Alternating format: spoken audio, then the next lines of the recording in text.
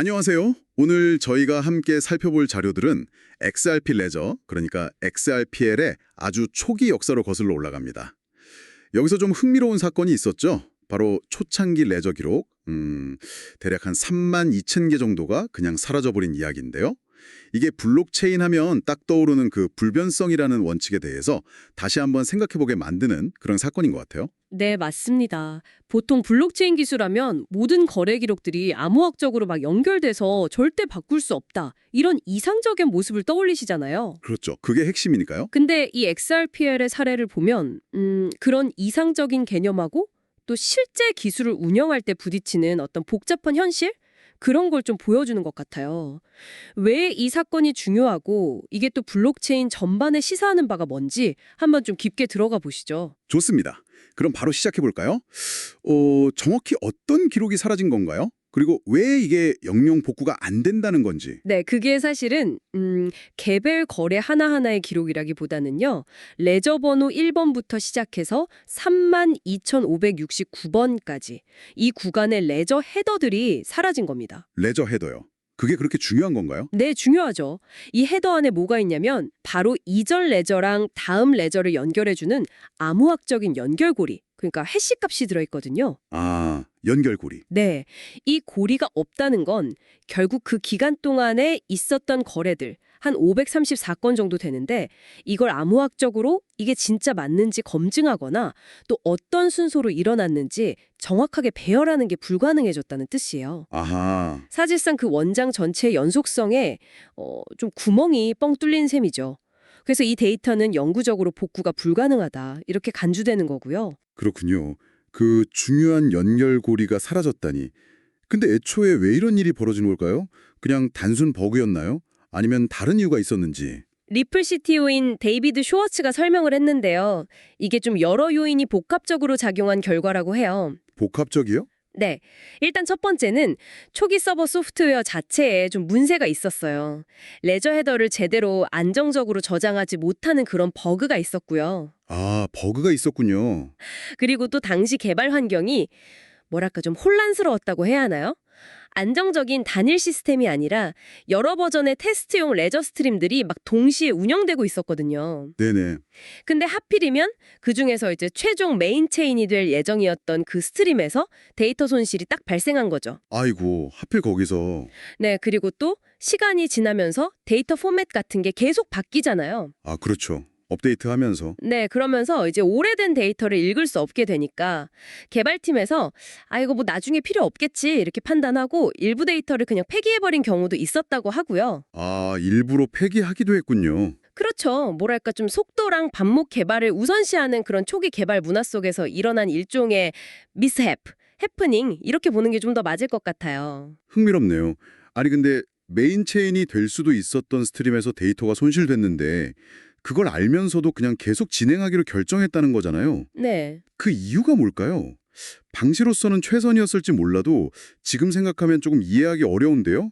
복구를 더 시도해 볼 수도 있지 않았을까요? 그러니까 원장 기록을 한번 싹 초기화하는 작업이죠. 아, 리셋이요? 네. 만약에 그 리셋이 실제로 진행됐다면 그 이전에 손실된 데이터는 어차피 다 무의미해지는 거잖아요. 아, 그렇죠. 어차피 지워질 거니까. 네. 그래서 약간 어차피 없어질 건데 뭐 이런 생각도 좀 있었던 것 같아요. 근데 문제는 그 예상했던 리셋이 결국 일어나지 않았다는 거죠. 아, 물론 몇 번 복구를 시도해 봤는데 그게 잘 안 됐고 실패했어요. 그러다 보니까 결국에는 야, 이거 완전히 텅 빈 역사보다는 좀 불완전하더라도 일부라도 남아있는 게 낫지 않겠냐. 이런 현실적인 판단을 내린 걸로 보입니다. 그 당시 상황을 생각하면 뭐 어쩔 수 없는 결정이었을 수도 있겠네요. 하지만 결국 이 사라진 역사 때문에 XRPL에 남은 어떤 영향 같은 게 분명히 있을 것 같은데요. 가장 큰 문제가 뭘까요? 가장 본질적인 문제는 역시 감사 가능성의 공백이죠. 이게 무슨 말이냐면 특히 XRPL은 비트코인처럼 채굴을 통해서 토큰이 생성된 게 아니잖아요. 네, 프리마인 방식이었죠. 맞아요.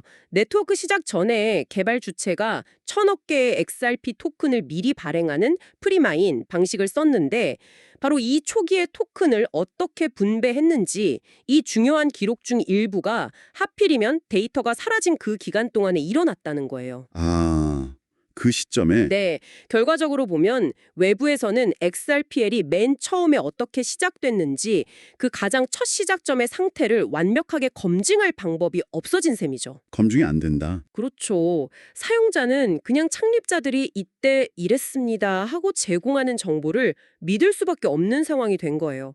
이게 바로 블록체인의 핵심 가치 중 하나인 신뢰가 필요 없는 트러스트레스 시스템이라는 원칙과 좀 어긋나는 지점이고요. 네, 확실히 그렇네요. 그래서 XRPL이 좀 중앙화되어 있다 이런 비판을 받을 때 이 문제가 항상 중요한 근거 중 하나로 따라붙게 됩니다. 네. 단순히 과거의 어떤 실수로 끝나는 게 아니라 오늘날에도 XRPL의 신뢰 모델을 얘기할 때 계속해서 좀 발목을 잡는 그런 근본적인 제약이 되는 거죠. 그렇군요. 이게 다른 블록체인들에서도 혹시 비슷한 종류의 위기, 뭐랄까 존립을 위협할 만한 그런 사건들이 있었나요? 비교해 볼 만한 사례가 있을까요? 네, 비슷한 규모의 위기들이 있긴 했지만 성격은 조금씩 달랐어요. 예를 들어서 2010년에 비트코인 같은 경우는요. 가치 오버플로우 버그라는 아주 심각한 프로토콜 결함이 발견됐어요. 가치 오버플로우 버그요? 네, 갑자기 막 1,844억 개라는 말도 안 되는 양의 비트코인이 그냥 생겨나 버린 거예요. 엄청난 사건이었죠. 헉, 1,844억 개요? 네. 그런데 이거는 그래도 수정 가능한 프로토콜 오류였어요. 그래서 비트코인 커뮤니티가 아주 빠르게 합의를 봐서 소프트 포크라는 방식으로 버그를 수정하고 그 잘못 생성된 거래들을 역사에서 지워버렸습니다. 이 소프트 포크는 기존 규칙하고 호환되는 방식으로 업데이트하는 걸 말하고요. 아, 오류를 수정하고 없던 일로 만들었군요. 그렇죠. 또 다른 유명한 사례가 2016년 이더리움의 DAO 해킹 사건인데요. 이건 이더리움 프로토콜 자체의 문제는 아니었어요. 네, 그건 저도 기억나요. 이 이더리움 위에서 돌아가는 특정 스마트 컨트랙트, 그러니까 DAO라는 프로젝트의 코드 취약점을 해커가 이용해서 자금을 빼돌린 사건이었죠. 네네. 이때 이더리움 커뮤니티는 정말 엄청난 논쟁 끝에 하드포크라는 걸 감행합니다. 이건 기존하고 호환되지 않는 아주 큰 규칙 변경인데 이걸 통해서 해킹당하기 이전 상태로 네트워크를 되돌려 버렸어요. 시간을 되돌린 거군요. 그렇죠. 근데 이 결정에 반대한 사람들도 있었어요. 이건 불변성 원칙을 훼손하는 거다라고요. 그래서 그 사람들은 원래 체인에 남아서 지금의 이더리움 클래식이 된 거고요. 이 경우는 그러니까 일단 유효하게 기록된 거래지만 이게 부당하다고 판단되는 거래를 되돌리려고 했던 경우라고 볼 수 있죠. 아, 그렇군요. 듣고 보니까 XRPL의 경우는 확실히 성격이 좀 다르네요. 버그를 고치거나 아니면 뭐 논란은 있었지만 거래를 되돌리는 게 아니라 아예 원장 데이터 자체가 복구가 불가능하게 그냥 사라져버린 거니까요. 맞습니다. 이건 뭐 개인이 실수로 비트코인 지갑 든 하드디스크를 버리는 거랑은 정말 차원이 다른 문제네요. 정확해요.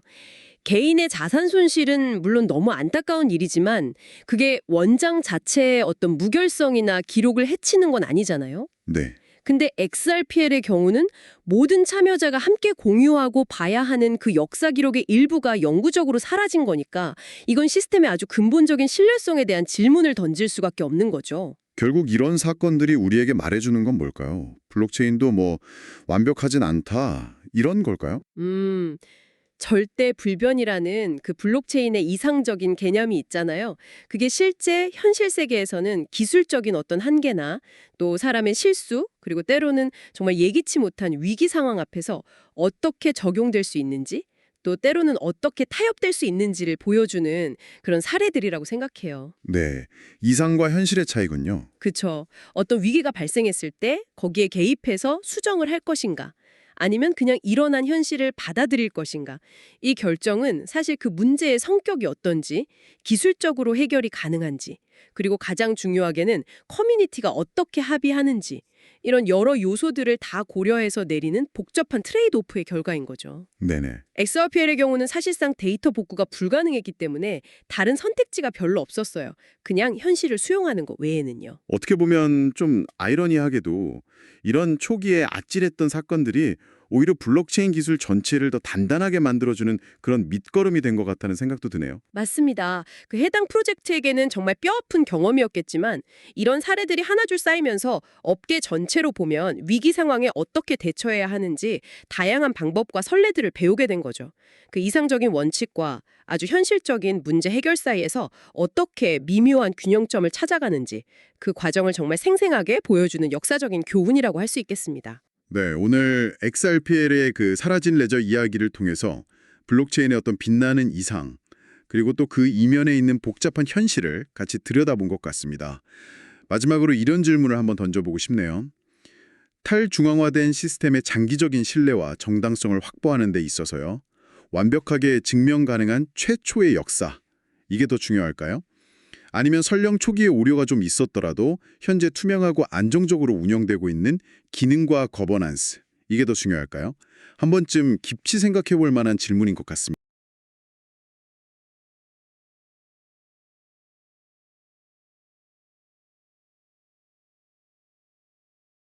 안녕하세요, 여러분. 오늘은 정말 흥미로운, 어떻게 보면 좀 뜨거운 현상을 파헤쳐 보려 합니다. 네, 안녕하세요.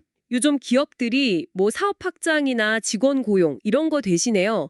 막대한 자금을 동원해서 비트코인 같은 암호화폐를 사들이고 있다. 이런 소식이에요. 맞아요. 이게 월스트리트 저널에서도 다뤘더라고요. 올여름 가장 뜨거운 비즈니스 전략은 암호화폐 매수다. 뭐 이런 제목으로요. 네, 그 기사를 저희가 바탕으로 오늘 이야기를 풀어볼까 한데요. 왜 이런 일이 벌어지고 있는지, 또 그 규모는 어느 정도인지, 누가 이 흐름을 주도하고 있고, 어떤 점을 좀 주목해야 할지 깊이 살펴보겠습니다. 좋습니다. 바로 시작해 보시죠. 네, 이 현상이 뭐랄까, 암호화폐 금고 전략이라고 불리던데요. 네, 그렇죠. 기업들이 현금을 쌓아두는 대신 암호화폐를, 특히 비트코인을 사서 금고처럼 보관하겠다는 거죠. 참여하는 기업들 보니까 정말 다양하더라고요.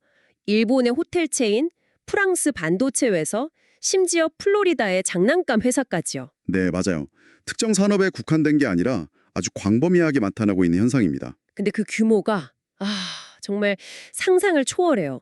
6월 1일 이후에만요. 98개 기업이 무려 430억 달러 이상을 암호화폐 메인 목적으로 조달했다고요. 430억 달러. 정말 엄청난 금액이죠. 연초부터 따지면 이게 860억 달러가 넘는다는 건데 이게 어느 정도냐면 2025년 미국 전체 기업 공개, 그러니까 IPO 예상 규모의 2배가 넘는 수준이랍니다. 와, 2배요? 그 정도일 줄은 몰랐네요. 정말 어마어마한 자금이 지금 암호화폐 시장으로 흘러들어가고 있다는 거네요. 네, 심지어 기업이 우리 암호화폐 사겠다 이렇게 발표만 해도 주가가 막 급등하는 현상까지 나타나고 있고요. 그렇죠. 이런 움직임이 사실 완전히 새로운 건 아니고요. 2020년에 마이클 세일러라는 인물이 있었죠. 마이크로 스트래티지. 지금은 스트래티지로 이름이 바뀌었죠. 네, 맞습니다. 그 마이클 세일러가 당시 CEO로 있을 때 시작한 전략이에요. 기업의 잉여 현금으로 비트코인을 사야 한다고 아주 오랫동안 꾸준히 주장을 해왔었죠. 그때는 사실 좀 뭐랄까 약간 괴짜 취급? 그런 분위기도 있지 않았나요? 그랬었죠. 처음에는 다들 좀 귀 기울이지 않았는데 근데 이제는 분위기가 완전히 달라진 겁니다. 그 배경에 여러 요인이 있겠지만 특히 지금 현직 미국 대통령이죠. 트럼프 대통령의 입장 변화가 상당히 큰 영향을 미친 것 같아요. 네, 그 부분을 좀 주목해 볼 필요가 있습니다. 미국을 세계 암호화폐 수도로 만들겠다. 이렇게 공언까지 하면서 암호화폐에 좀 친화적인 인사를 기용하고 관련 정책 논의에 막 불을 지폈잖아요. 맞아요. 그리고 트럼프 대통령 관련 기업, 그 트럼프 미디어 앤 테크놀로지 그룹인가요? 거기도 한 20억 달러 규모의 비트코인 관련 자산을 매입했다는 소식도 있었고요. 네, 이런 정치적인 움직임이 기업들의 투자 결정에 뭐랄까 좀 더 확신을 실어주는 그런 역할을 하는 걸까요? 충분히 그럴 수 있다고 봅니다. 아무래도 정책적 불확실성이 좀 줄어들고 또 우호적인 환경이 조성될 거라는 기대감이 작용하는 거죠. 여기에 그 월가의 큰 손들도 가세하고 있다면서요. 네, 맞습니다. 캐피털 그룹 같은 아주 큰 뮤추얼 펀드 회사나 D1 캐피털 파트너스 같은 헤지 펀드, 또 투자은행인 켄터피츠 제럴드 같은 곳들이 이런 암호화폐 매입 목적의 자금 조달에 참여하고 있어요. 스타틸의 파운더스 펀드도 있고 마이크 노보그라츠의 갤럭시 디지털, 또 전 바클레이스 CEO였던 밥 다이아몬드 회사까지. 네, 정말 쟁쟁한 이름들이죠. 아까 그 사례 중에 비트마인 이머전 테크놀로지스라는 회사는 이더리움 매입 자금으로 2억 5천만 달러를 조달했는데 발표 후에 주가가 800% 넘게 폭등했다고요. 네, 그런 사례가 있었죠. 그리고 피터 틸이 그 회사 지분을 9.1%나 가지고 있다고 하고요. 켄터 피츠제럴드는 또 최근 석 달 사이에 수십억 달러 규모의 암호화폐 금고 관련 스펙, SPAC 거래를 2건이나 성사시켰다고 하니 와, 이거 정말 열기가 대단합니다. 확실히 뜨겁죠. 하지만 이런 열풍 뒤에는 당연히 경고음도 커지고 있습니다. 그렇죠. 위험 요인이 없을 수가 없겠죠. 가장 큰 우려는 역시 시장 과열하고 변동성입니다. 암호화폐 특히 비트코인 말고 잘 알려지지 않은 그런 알트코인들은 뭐 변동성이 훨씬 크고 미래가 너무 불확실하잖아요. 네. 그리고 투자자 입장에서도 좀 궁금한 지점이 있어요. 사실 요즘은 뭐 비트코인 ETF 같은 걸로 개인이 직접 비교적 저렴하게 투자할 수 있는 방법들이 있는데 왜 굳이 이런 기업들의 주식을 심지어 웃돈까지 줘가면서 사야 하는 걸까? 이런 의문이 들거든요. 정확한 지적이십니다. 심지어 어떤 기업들은요, 그 회사의 시가총액이 자기들이 보유한 암호화폐 가치보다 훨씬 더 높게 평가받는 경우도 있어요. 정말요? 그건 좀 이상한데요? 그렇죠. 그래서 짐 차노스 같은 유명한 공매도 투자자들은 이런 기업들 주가가 너무 과도하게 부풀려졌다 이러면서 공매도에 나서고 있는 상황입니다. 흥미로운 건 이 전략을 처음 시작했던 마이클 세일러조차도 비트코인이 아닌 다른 좀 투기적인 암호화폐에 투자하는 전략에는 약간 회의적인 시각을 보인다는 점이에요. 네, 그 부분도 좀 아이러니하죠. 본인은 비트코인 맥시멀리스트에 가까우니까요. 그리고 내부자들 주식 매도 문제도 이거 빼놓을 수가 없을 것 같아요. 아까 잠깐 언급된 SRM 엔터테인먼트, 지금은 트론으로 이름 바꿨죠. 여기 같은 경우에 암호화폐 매입 발표로 주가가 막 뛰니까 CEO랑 CFO가 스톡 옵션으로 받은 주식을 대거 팔아쳐서 수백만 달러 차익을 챙겼다는 보도도 있었어요. 네, 그런 사례들이 나오면서 투자자들 신뢰에 좀 금이 갈 수도 있는 부분이죠. 이런 건 좀 주의 깊게 봐야겠네요. 물론 모든 기업이 다 이 흐름에 동참하는 건 아닙니다. 예를 들어 메타나 마이크로소프트 같은 아주 큰 기술 기업들은 주주들이 계속 비트코인 투자하라고 요구하는데도 불구하고 이걸 거부하고 있어요. 아, 그렇군요. 네. 그리고 정말 만약에 암호화폐 시장이 지금 같은 상승장이 아니라 약세로 돌아선다면 이렇게 공격적으로 암호화폐를 사들인 기업들 그리고 그 주식을 산 개인 투자자들이 정말 큰 손실을 볼 수 있다 이런 우려가 계속 나오고 있습니다. 이게 과연 지속 가능한 전략인가 하는 근본적인 질문이죠. 기업들 입장에서는 근데 단순히 암호화폐를 사서 보유만 하는 게 아니라 뭐 토큰을 스테이킹 한다고 하죠. 네, 스테이킹. 그러니까 그걸 네트워크 운영에 참여시키고 그 대가로 이자처럼 보상을 받아서 추가 수익을 얻거나 아니면 보유한 암호화폐를 담보로 또 대출을 받아서 더 많은 암호화폐를 살 수 있다. 이런 점을 내세우기도 하더라고요.